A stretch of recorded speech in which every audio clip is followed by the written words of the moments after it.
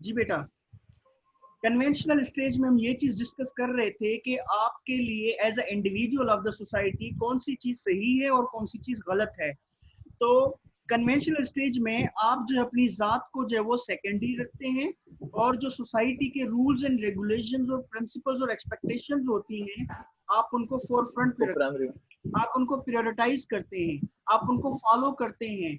आपके जो वालिदैन होते हैं, उनकी सोच जो होती है, उनके उसूल जो होते हैं, आप उनको प्रायोरिटाइज करते हैं, अपनी जात को थोड़ा सा पीछे रखते हैं। आप फॉर एग्जांपल यूनिवर्सिटी में आते हैं, तो यूनिवर्सिटी में जो है वो 9 बजे आपको इंटर होना है क्लास में। अब फॉर एग्जांपल आप उस चीज को रिस्पेक्ट करते हैं, आप उस चीज को रिस्पेक्ट करते हैं और आप 9 से पहले पहुंच जाते हैं। आपकी जात तो कहती है, आपकी आपका नफ्स तो कहता है कि मैं लेट आ जाऊं, लेकिन फिर भी आप जो वो उसूलों को रिस्पेक्ट करते हुए आप अपनी जात पर जबर करके सुबह को सवेरे उठते हैं और फिर आ जाते हैं। अगर आप पहली स्टेज पे होते तो आप रूल्स रेगुलेशन को ना देखते, अपने मनमानी करते, और जैसा आपका नफ्स कहता, जैसे आपकी जात करती, आप उसको फॉलो करते, आप रूल्स को फॉलो ना करते। आपके लिए वही सही होता करते, आप रूल्स को फॉलो ना करते। जी। अच्छा, सेकंड में आप रूल्स को फॉलो करते। अब आते हैं थर्ड स्टेज में। What is the third stage? Third stage जो है post conventional stage. Post conventional stage में क्या होता है बेटा? समटाइम्स क्या होता है, सोसाइटी में कुछ ऐसे उसूल या कुछ ऐसा रवाज बर्पा हो जाता है जो अखलाकी लिहाज से सही नहीं होता, अखलाकियात के हिसाब से सही नहीं होता। आपके पेरेंट्स के अंदर भी वो चीज पाई जाती है, सोसाइटी के रूल्स रेगुलेशन में भी वो चीज पाई जाती है। फिर आप क्या करते हैं, अपनी फैमिली के भी अगेंस्ट जाते हैं और अपने सोसाइटी के भी अगेंस्ट जाते हैं। तो फिर आप उस हिसाब से पोस्ट कन्वेंशनल लेवल में आ जाते हैं। फॉर एग्जाम्पल, एक मिसाल मैं आपको देता हूं। अमेरिका में ये जो ब्लैक एंड व्हाइट के दरमियान ये जो चपकलश आजकल फिर चल रही है, जी 1955 सर। 1954 में एक वाकया हुआ वहां पे। उनके यहाँ सेग्रीगेशन की पॉलिसी हुआ करती थी। सेग्रीगेशन क्या है? सेग्रीगेशन यानी कि काले जो लोग थे उनके लिए अलग सिस्टम हुआ करता था, और जो गोरे लोग हैं उनके लिए अलग सिस्टम हुआ करता था। ये यानी कि डिवीजन इतनी तो ज्यादा थी कि हॉस्पिटल, एजुकेशन, इवन आपकी जो पब्लिक ट्रांसपोर्ट है उसमें भी इस तरह की डिवीजन पाई जाती थी। तो एक दिन क्या हुआ, एक काली लड़की थी जिसका नाम था रोजा पार्क। वो उसने क्या किया कि एक गोरे की, यानी जो एक हिस्सा जो गोरों के लिए मुख्तस था, उसकी सीट पर वो बैठ गई। तो जो कंडक्टर था उसने कहा कि आप उठिए, ये गोरे लोगों की सीट है। उसने कहा नहीं, मैं नहीं उठती, मैं इस सिस्टम को ही नहीं मानती। तो फिर उसने पुलिस को मंगवा बुलवाया और पुलिस ने उसको अरेस्ट किया, क्योंकि उस वक्त जो है वो कानून था सेग्रीगेशन का। उस कानून के तहत उस लड़की को गिरफ्तार किया गया, रोजा पाक को। उसकी गिरफ्तारी के बाद वहां पे एहतजाजी मुजाहरे चले कि भाई ये जो सोसाइटी का निजाम है आपका सेग्रीगेशन का, ये ठीक नहीं है। यानी जब आप सोसाइटी के निजाम के खिलाफ जाते हैं, आपका जो मरवज उसूल है उसके खिलाफ जाते हैं, ये आपकी पोस्ट कन्वेंशनल लेवल होती है। इसकी दूसरी मिसाल मैं आपको फैमिली की दूं। फॉर एग्जांपल, फैमिली जो है, फैमिली में आजकल आपने देखा है कई तरह के जो है सोसाइटी के अंदर इविल्स पाई जाती हैं। एक इविल जो बहुत कॉमन पाया जाता है हमारे पाकिस्तानी मुआशरे में, वो है बिजली की चोरी। आपको पता है बिजली की चोरी की जाती है, हर जगह ये चीज पाई जाती है, लोग बिजली चोरी करते हैं। तो अगर कोई ऐसा बच्चा हो जिसको पता हो कि उसके जो फैमिली है वो इस चीज में इन्वॉल्व है, अब वो बच्चा प्री कन्वेंशनल लेवल में था तो वो कहता था जो मुझे सही लगता है वो मुझे सही लगता है, जो मुझे गलत लगता है वो मुझे गलत लगता है। अब अगर वो कन्वेंशनल लेवल में होगा तो वो अपने माँ बाप को फॉलो करेगा, भाई जो माँ बाप करते हैं, जो माँ बाप सोचते हैं वो सही है। ये आपकी कन्वेंशनल लेवल है। अब पोस्ट कन्वेंशनल लेवल क्या है? आप उनको कहते हैं ये चोरी करना गलत है। जब आप अपने इवन माँ बाप को भी क्वेश्चन करना शुरू कर दें कि अगर वो कोई ऐसी चीज करते हैं जो अखलाकी लिहाज से वो गलत है, जब आप उनके उस चीज पे भी क्वेश्चन करना शुरू कर दें, भाई जो गलत है वो गलत है, तो आप पोस्ट कन्वेंशनल लेवल में पाए जाते हैं। कुछ कुछ जो अदीब होते हैं सोसाइटी में, आपने देखा होगा इंडिया और पाकिस्तान में अक्सर जब जंग का माहौल होता है तो काफी लोग जो फेसबुक पर, सोशल मीडिया पर जंग को फेवर कर रहे होते हैं। लेकिन कुछ जो लिटरेरी किस्म के लोग होते हैं वो पाकिस्तान में होते हैं तो अपोज करते हैं कि नहीं भाई जंग नहीं चाहिए, अमन होना चाहिए, इंडिया में भी अगर ऐसे लोग होते हैं तो वो इसको फेवर करते हैं कि नहीं भाई जंग नहीं होनी चाहिए, अमन होना चाहिए। तो ये वो लोग होते हैं जो अपने सोसाइटी के उन दिनों मरवच कल्चर के अगेंस्ट जाते हैं कि भाई नहीं हमें अमन चाहिए, हमें ये जंग तरह की नहीं चाहिए। तो वो लोग जो हैं वो पोस्ट कन्वेंशनल लेवल में पाए जाते हैं मोरालिटी के। ठीक है बेटा, तो ये थी 3 स्टेजेस कोहलबर्ग की थ्योरी मोरालिटी डेवलपमेंट की। अच्छा बेटा, 7 नंबर जो कॉन्सेप्ट है हमारा वो है साइको एनालिसिस। साइको एनालिसिस बेटा ये जो है सिगमंड फ्राइड इस अप्रोच का बानी था। वो कहता था कि आपकी जो पर्सनालिटी है वो इन 3 फैक्टर्स की वजह से, यानी ये total it is the composition of these 3 factors, यानी ये 3 जो फैक्टर हैं id, ego and super ego, ये 3 चीजें आपस में मिलकर कंबाइन जब होती हैं तो आपकी पर्सनालिटी बनती है, आपके जो सेल्फ है ये डेवलप होता है। अच्छा, सबसे पहले आती है id. What is the id? जब बच्चा पैदा होता है उसके अंदर फकत और फकत इड होती है। इड में क्या क्या चीजें आ जाती हैं? आपकी डिजायर आ जाती हैं, आपकी ख्वाहिशात आ जाती हैं, आपकी नीड्स आ जाती हैं, आपकी जरूरियात आ जाती हैं, ये सारी चीजें इड में शामिल होती हैं। तो बेटा आपके पास इड होता है यानी सिर्फ एक ख्वाहिश होती है। अच्छा, ये फिजिकल है यानी कि as a human being, as a social animal आपके अंदर एक चीज पाई जाती है। अच्छा, दूसरा कॉन्सेप्ट है सुपर ईगो का। अब ये सुपर ईगो क्या है बेटा? सुपर ईगो आपकी जो सोसाइटी है, आपकी सोसाइटी जो आपको सिखाती है कि बेटा ये चीजें करना है, ये चीजें नहीं करना है, ये सारी चीजें आपके सुपर ईगो में इकट्ठी होती रहती हैं। तो इट क्या है? आपका फिजिकल, यानी आपका एक फिजिकल नीड्स जो है वो इट के दायरे में आती हैं। और आपकी जो सुपर ईगो है ये आपका जो सोसाइटी है या आपकी फैमिली ने जो आपकी तरबियत की है, आपको तहजीब सिखाई है, ये सुपर ईगो में पाया जाता है। अब इट ईगो क्या होता है? ईगो क्या करता है? आपके इड में जो ख्वाहिशात पैदा होती है, आपके इड में जो ख्वाहिशात पैदा होती है, फॉर एग्जाम्पल आपके इड में आया है कि आपको भूख लगी और आपको खाना चाहिए। अब ये यहाँ से इड से बात निकली है कि आपको भूख लगी और आपको खाना चाहिए, लेकिन आपके सुपर ईगो में ये चीज है, सोसाइटी ने आपको बताया है जब आपको खाना चाहिए तो आप कमाओ, पैसे हासिल करो, फिर किसी रेस्टोरेंट पे जाओ और खाना हासिल करो। अब ईगो का क्या काम होता है? इड की जरूरियात को भी देखता है, ख्वाहिशात को भी देखता है, ख्वाबों को भी देखता है, डिजायर्स को भी देखता है, और सुपर ईगो की कमांड्स को भी देखता है कि सुपर ईगो क्या कहता है। फिर दोनों को मिलाकर फिर वो कोई चीज करता है। अच्छा बेटा, अब इस पर थोड़ा सा अगर हम एनालिसिस करें तो वो लोग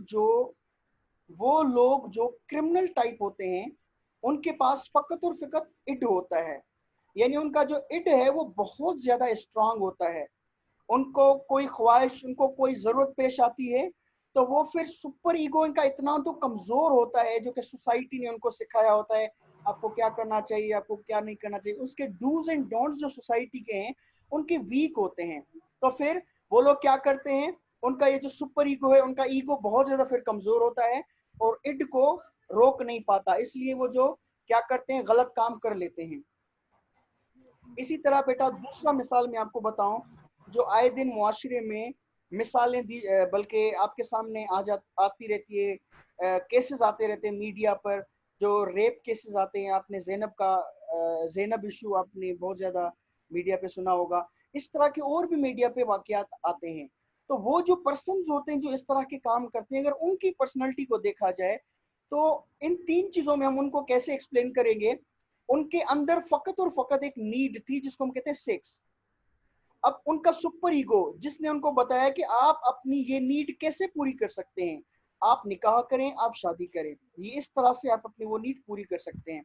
लेकिन उनका सुपर ईगो इतना तो कमजोर था कि ये अपनी इस इड को रोक नहीं सके, इसीलिए उनका जो ईगो है वो भी यानी इनको रोक नहीं सका, क्योंकि यहाँ पे कोई ताकत है ही नहीं। अच्छा, इनको और अगर सिंप्लीफाई किया जाए, फॉर एग्जाम्पल एक मूवी में एक बहुत ही प्यारा सेंटेंस बताया गया था इन 3 चीजों के बारे में जो इनसे रिलेटेड है। उस बंदे ने कहा कि आपके अंदर दो कुत्ते होते हैं, एक बुरा कुत्ता और एक अच्छा कुत्ता। उसने कहा आपके अंदर, यानी ये जो आपका ईगो है, ये किसकी बात सुनेगा? इस बुरे कुत्ते की बात सुनकर और फिर अकॉर्डिंगली ये सोसाइटी में बिहेव करेगा, ये आपका ईगो, या सुपर ईगो की बात सुनकर फिर वो अपना बिहेवियर सोसाइटी में इस हिसाब से शो करेगा? तो इसने कहा ये डिपेंड करता है आपके ऊपर कि आप इड वाले कुत्ते को ज्यादा रोटी खिलाते हैं या सुपर ईगो वाले कुत्ते को ज्यादा रोटी खिलाते हैं। अगर आप इसकी बात ज्यादा सुनेंगे, इसको ज्यादा ताकतवर करेंगे, तो आप एक वेल फॉर्म्ड पर्सनालिटी बन जाएंगे, यानी आप फिर कोई गलत काम नहीं करेंगे। इन चीजों को मद्देनजर रखकर और सोसाइटी के तरीकों पर चलकर फिर अकॉर्डिंगली आप बिहेव करेंगे। लेकिन अगर आपने इस कुत्ते को खिलाया ही नहीं है और फकत आप इस कुत्ते को खिलाते रहे हैं, फिर आके आप एक क्रिमिनल टाइप की पर्सनालिटी बन जाएंगे और आपके लिए अपने यानी ख्वाहिशात को रोकना बहुत ही ज्यादा मुश्किल हो जाएगा। तो बेटा ये तीन चीजें थी। अब आते हैं आजकल जो सोसाइटीज में करप्शन पाई जाती है, वो किस तरह की पर्सनालिटीज होती हैं? सर वो किस तरह की पर्सनालिटीज होती हैं? उनमें भी देखा जाए तो उनमें एक इड है। इड क्या? इड के अंदर ख्वाहिश पैदा होती है कि हम ज्यादा से ज्यादा लाइफ स्टाइल सर हमारा नेचर अच्छा हो। किसको फॉलो करता है सर? प्लीज जी, सर, नेचर सर किसको फॉलो करता है id sir? Id id number. Id id में आपका नेचर जो वो इड में आता है, लेकिन जी सर। आपका सोसाइटी जो आपको सिखाता है वो सुपर ईगो में आता है। ठीक है ना नफ्सियात आपका? सर, नफ्सियात। हाँ, आपका जो सुपर ईगो है, फॉर एग्जांपल आपको बताया, फैमिली बताती है, स्कूलिंग में बताते हैं बेटा ये गलत काम है, ये नहीं करने, ये सही तरह, ये सही काम करने। अच्छा, आपने बहुत अच्छा पॉइंट बताया। बस मजहब के हिसाब से भी अगर देखा जाए, इट जो है वो जी नफ्स की सर। अलामत है। ठीक है, जी नफ्स, सर। ये आपका नफ्स है। नफ्स आपको गलत जी काम के सर। लिए उकसाता है। ये सुपर ईगो आपका जमीर है। जमीर, सर। जमीर क्या सर। जमीर क्या करता है? आपको बुरे कामों से रोकता है। ठीक है, अगर आप जमीर की बात मानते हैं तो आप एक अच्छी पर्सनालिटी बन जाते हैं। अगर आप जमीर की बात मानने के बजाय फकत नफ्स की बात पर चलते हैं तो आप बुरे बंदे बन जाते हैं। इस बेचारे ईगो का क्या काम होता है? इस बेचारे ईगो का काम फकत और फकत एक घर के गुलाम वाला होता है। इसको जो कहा जाता है, जो ताकतवर होता है, वो उसको ही फॉलो करता है। अगर ये ताकतवर है तो ईगो इसको फॉलो करता है, और अगर सुपर ईगो ताकतवर है तो ईगो इसको फॉलो करता है। बात सर समझ में आ गई बेटा? एजुकेशन के हवाले से कोई रिलेटेड है? अच्छा, आखिरी आखिरी इसका मैं आपको मिसाल बताऊं, एक और जी सर। इसके मुतालिक, यानी कि है कि आप यूं समझें, इट जो है एक छोटा सा जिद्दी बच्चा है। ठीक है बेटा, इट जी एक सर। छोटा सा जिद्दी छोटा सा बच्चा है। दिक्कत। सुपर ईगो जो है वो एक उसूल परस्त बाप है। ठीक है, ईगो जो है वो माँ है। अब माँ को बच्चे की भी सुननी है और इस बाप की भी सुननी है। माँ को क्या जी करना सर। है? ईगो ये माँ है। बच्चे। माँ को क्या करना है? बच्चे की बात भी रखनी है, और इसका जो अपना सुपर ईगो की। हस्बैंड है उसकी भी बात रखनी है। ठीक है बेटा, अब अगर बहुत ज्यादा ताकतवर है ये जिद्दी बच्चा, उसके सामने ये उसका जो बाप है ये भी, यानी क्या कहते हैं कि मायूस बना बैठा है, उसके सामने कमजोर है, तो फिर माँ जो है इस बच्चे की बात सुनेगी। लेकिन ये इट चाहे कितना भी जिद्दी बच्चा क्यों ना हो, लेकिन उसका जो बाप है वो उसका भी बाप है और बहुत ज्यादा ताकतवर है, फिर ये जो माँ है वो अपने इस बाप की सुनेगी। बेटा बात यस समझ सर। में आ गई? Yes sir, clear sir, clear. अच्छा बेटा, अब लास्ट कॉन्सेप्ट है हमारा आज के लेक्चर का, वो है looking glass self theory. Looking glass self theory जो है वो चार्ल्स हार्टिन कूली, जो अमेरिकन सोशियोलॉजिस्ट था, उसने दी थी। लुकिंग, देखना, लुकिंग यानी देखना, और गिलास यानी आईना, आईने में अपने आप को देखना, आईने में अपने आप को देखना। आप अपने कमरे में जब आप अपने आईने के सामने देखते हैं, आप जब अपने आईने में अपने गिलास के सामने अपने आप को देखते हैं, तो आप अपने आप को सजाते हैं, यानी आपका चेहरा कैसा है, कहीं पे दाग तो नहीं, आप वो दाग हटाते हैं, बाल बनाते हैं, यानी आईने में देखकर आप अपने आप को सजाते हैं। तो सीएच कूली जो था उसका मानना था कि इंसान जो है वो अपना सेल्फ कैसे डेवलप करता है। इसने कहा उसके लिए कुछ स्टेजेस होती हैं। वो क्या स्टेजेस हैं? उसने कहा सबसे पहले फर्स्ट स्टेज में क्या होता है, we imagine how we must appears to other. For example आप क्लास में हैं, और आज क्लास में बड़ा फंक्शन है या प्रेजेंटेशन है, आपने आज प्रेजेंटेशन देनी है, आप अपने आप की ड्रेसिंग पर भी आपने काम किया है, और फिर आप देखते हैं, आप इमेजिन करते हैं कि मैं दूसरे लोगों को कैसे दिख रहा हूं, मैं दूसरे लोगों को कैसे दिख रहा हूं। या आप किसी फंक्शन में जाते हैं, किसी वेडिंग सेरेमनी में जाते हैं, बहुत बड़ा फंक्शन है, कल्चर डे है, आप वहां पे फर्स्ट स्टेज में आप ये इमेजिन करते हैं कि मैं दूसरे लोगों को कैसे अपीयर हो रहा हूं। सेकंड स्टेज में क्या होता है, इमेजिन जजमेंट ऑफ अपीयरेंस, यानी आप इमेजिन ये करते हैं कि मैं दूसरे लोगों को कैसे दिख रहा हूं, उसके मतलब आप जजमेंट फॉर्म करते हैं, आया अच्छा दिख रहा हूं या बुरा दिख रहा हूं। फॉर एग्जाम्पल, आपने कोई नई टी शर्ट पहनी है और नया सूट पहना है, आप अब मजलिस में आ गए हैं, दूसरे लोग आपको देखते हैं, अब आप क्या करेंगे, ये ड्रेस अच्छी है या बुरी, उसका फैसला आप नहीं करेंगे, आप क्या करेंगे, दूसरे लोगों के चेहरे देखेंगे कि वो उनके क्या इंप्रेशंस हैं, उनके इंप्रेशंस को देखकर फिर आप इमेजिन करेंगे कि मैं उनको कैसा लग रहा हूं। अगर उनके आंखों से, उनके फेशियल एक्सप्रेशन से लगेगा कि उनको हमारी ड्रेसिंग अच्छी लग रही है, फिर क्या होगा, हम मुतमिन हो जाएंगे, हमारी जजमेंट होगी कि हाँ हम अच्छे दिख रहे हैं। Number third, we develop our self through the judgements of others. हम क्या करते हैं, अपने सेल्फ को डेवलप करते हैं दूसरे लोगों की जजमेंट से। अगर हमें महसूस होता है दूसरे लोगों की जजमेंट से कि हम जो कुछ भी अच्छे हैं, हम उसको कंटिन्यू करते हैं। फॉर एग्जाम्पल, आप प्रेजेंटेशन देने आए इंग्लिश में, आप इंग्लिश में प्रेजेंटेशन देने आए हैं, अब आप इंग्लिश में बात करें क्लास में, लेकिन आप बच्चों के फेशियल एक्सप्रेशन देखकर आप ये महसूस करते हैं दूसरे लोग मुझे थोड़ा अंग्रेज समझ रहे हैं, यार ये अपनी अंग्रेजी झाड़ रहे हैं हम पर। अब इस तरह का अगर आपने इंप्रेशन लिया तो आपने ये जजमेंट बनाया कि लोग यानी इस चीज को एक्सेप्ट नहीं कर रहे, फिर आप क्या करेंगे, आप उस चीज को चेंज कर लेते हैं और फिर आप वहां पे अपनी जो दूसरी जबान है वो बोलना शुरू कर देते हैं, यानी आपने लोगों की ओपिनियन को देखकर अपने आप को चेंज किया। तो सीएच कूली का ये मानना था कि नॉर्मल जो इंसान होता है वो क्या करता है, अपने आप को चेंज करता रहता है। कैसे चेंज करता रहता है, आसपास जो लोग हैं उनकी ओपिनियन देखता रहता है और उनकी ओपिनियन के मुतालिक इमेजिन करता रहता है, इमेजिन के बाद उनकी जजमेंट को इमेजिन करता रहता है, जजमेंट के बाद जो है वो फिर उनको अडॉप्ट करता रहता है। ठीक है बेटा, आवाज आ रही है मेरी? उस हिसाब जी से सर आ रही है। उस हिसाब से वो क्या करता है, ये सर आ रही अपने आप आवाज आ रही है। अपने आप को चेंज करता रहता है। तो बेटा ये थी लास्ट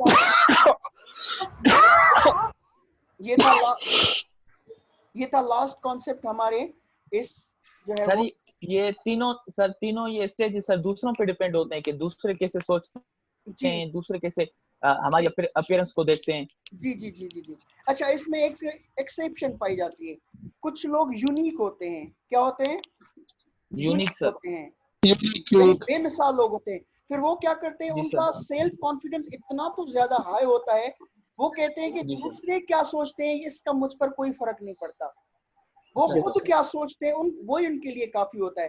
तो ये थ्योरी उन पर अप्लाई नहीं होती। आ रही है बात सर? और ये अप्लाई नहीं करना थ्योरी से सही बात है सर, अगर देखा जाए तो दूसरे जो भी सोचे हमें अपने बारे में। बेटा देखिए, ये अब एक और डिस्कशन हो गई कि आया हमें करना चाहिए या नहीं करना चाहिए। आमतौर पर अब देखिए काफी बातें इसमें फिर आ जाएंगी, काफी बातें आ जाएंगी। कुछ पॉजिटिव चीजें हैं, अगर आपका मुआशरा मुस्लिम मुआशरा है, ठीक है, आपने उस मुस्लिम मुआशरे के अंदर ऐसी ड्रेसिंग की हुई है जो कि गैर अखलाकी है, अब आप देख रहे हैं कि आसपास के लोग थोड़ा बुरा महसूस कर रहे हैं, तो आपको वो चेंज करनी चाहिए और आपको माहौल के हिसाब से चलना चाहिए। यहाँ पर आपको करना चाहिए। सर मतलब सर सोसाइटी सही है तो सर ये सही हो जाएगा, अगर सोसाइटी गलत है तो फिर इसको फॉलो करना सही नहीं है। हाँ देखिए, हर चीज में नहीं देखा जाता, हर चीज में नहीं। देखें किस पहलू में हमने सोसाइटी को फॉलो करना है, किस पहलू में हमने सोसाइटी को फॉलो नहीं करना है। नहीं करना। आ रही बात समझ में? Yes sir, yes sir. आखिरी बात इसमें हम ये करें, पर्सनल जो इसमें थोड़ा एनालिसिस में अपना देना चाहूंगा। दूसरे लोग आपके लिए आईना होते हैं, दूसरे लोग आपके लिए आईना होते हैं। आपके लिए yes sir, mirror. Yes sir. आप आईने से सीखते हैं, आप दूसरे लोगों से सीख सकते हैं। जरूरी नहीं है कि हर चीज सीखने के लिए आप खुद गलती करें। जरूरी नहीं है कि हर सीखने के लिए आप खुद पहले धोखा खाएं।